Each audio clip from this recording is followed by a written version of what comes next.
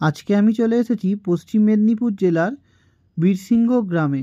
এটি অবস্থিত পশ্চিমবঙ্গ রাজ্যের পশ্চিম মেদিনীপুর জেলার বীরসিংহ গ্রামে পণ্ডিত ঈশ্বরচন্দ্র বিদ্যাসাগর জন্মগ্রহণ করেছিলেন এবং এটা তার নিজস্ব বাসভূমি।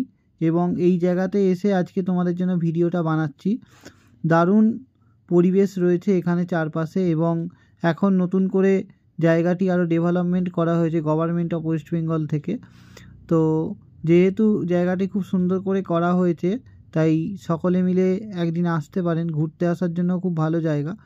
সাথে সাথে এই যে ভেতরের যে সমস্ত ডেকোরেশন রয়েছে এটাও খুব সুন্দর, আর প্রচুর মানুষের এখানে আসা যাওয়া রয়েছে প্রতিদিন। প্রচুর মানুষ ঘুরতে আসে, এখান থেকে অনেক কিছু শিখতে পারবো আমরা।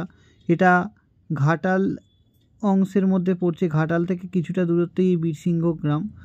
আর বীরসিংহ গ্রামটি একটি সুন্দর সবুজে ঘেরা গ্রাম, পরিষ্কার পরিচ্ছন্নতা রয়েছে গ্রামের মধ্যে, নির্জনতাও চোখে পড়ার মতো, খুব ভালো লাগবে পরিবেশটা, ছিমছাম পরিবেশ। সারা পশ্চিমবঙ্গবাসীদের জন্য এটি একটি গর্বের জায়গা, কারণ এখানেই আমাদের যে পড়াশোনার যেখান থেকে উৎপত্তি হয়েছে, সেই পড়াশোনার যে পণ্ডিত ঈশ্বরচন্দ্র বিদ্যাসাগর জন্মগ্রহণ করেছেন, সেই ঈশ্বরচন্দ্র বিদ্যাসাগরের এইটা নিজস্ব জন্মভিটে, এবং এই জন্মভিটেটাকেই ঘিরে গড়ে উঠেছে একটি সুন্দর পর্যটন কেন্দ্র, ঘোরার একটি সুন্দর জায়গা।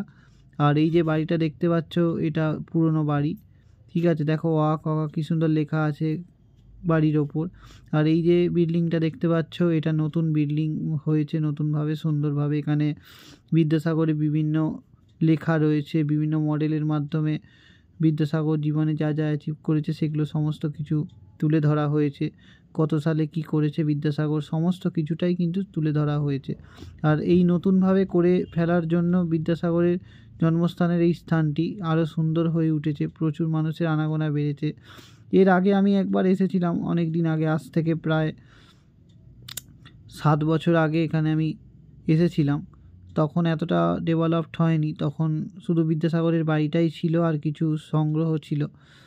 কিন্তু এখন সুন্দরভাবে আরও ডেভেলপ করে দিয়েছে, আরও জায়গাটিকে সুন্দরভাবে গুছিয়ে নিয়ে দিয়েছে, যার কারণে পশ্চিমবঙ্গ সরকারকে অসংখ্য ধন্যবাদ জানাবো, কারণ এত সুন্দর একটি গর্বের জায়গা এটি আমাদের।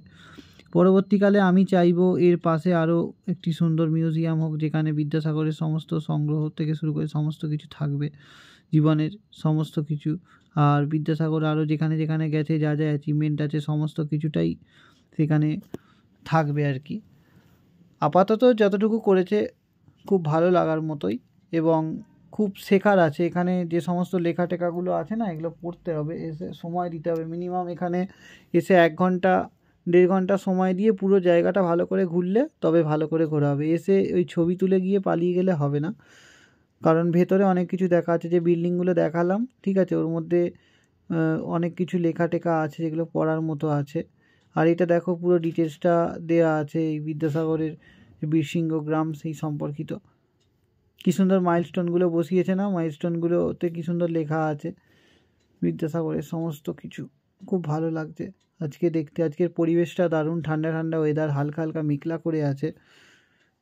তো খুব ভালো একটি দিনও আজকে, শনিবার ছিল, যার কারণে আজকে একটু ছুটি দেখেই বেরিয়েছিলাম বাড়ি থেকে। আমি আসছি হাওড়া জেলার বাগনান থানার অন্তর্গত বাইনান গ্রাম থেকে, অর্থাৎ আমি একটি গ্রামের ছেলে, এবং এখান থেকে প্রায় আমার 2.5 ঘন্টার কাছাকাছি সময় লেগেছে বীরসিংহ গ্রাম পৌঁছতে গাড়িতে করে। দেন আমি বীরসিংহ গ্রামেতে পৌঁছে আজকে বীরসিংহ গ্রামটা ভালো করে ঘুরেছি। ঘুরে বিদ্যাসাগরের বাড়ি দেখে এখান থেকে সোজা চলে যাব বাড়িতে। পুরো অংশটাই তোমাদের সঙ্গে ভিডিও করে তুলে ধরলাম। ভিডিওটা ভালো লাগলে লাইক করে দিও এবং শেয়ার করে দিও, সাবস্ক্রাইব করে দিও। দেখো বিদ্যাসাগর যে এই যে বিয়ে দিচ্ছে, বিয়ের অনুষ্ঠানের একটা তোমার ছবি আছে, তার সঙ্গে এই যে পাঠশালা যেখানে পড়াচ্ছে তার ছবি আছে। কি সুন্দর, ভালো লাগছে বেশ দেখতে। ভিডিওটা শেয়ার করতে ভুলো না। এত সুন্দর একটা জায়গায় তোমাদের জন্য এসে এত ভালো একটা ভিডিও বানালাম এত কষ্ট করে, এটার জন্য আমি চাইবো সবাই শেয়ার করতে। আমার চ্যানেলটিকে সাবস্ক্রাইব করে দিও, কারণ এরকম সুন্দর সুন্দর আরও অনেক ভিডিও কিন্তু আসবে তোমাদের জন্য পরবর্তী সময়। তাই সকলকে বলবো ভিডিওটাতে লাইক করে দাও আর শেয়ার করে দাও বেশি করে।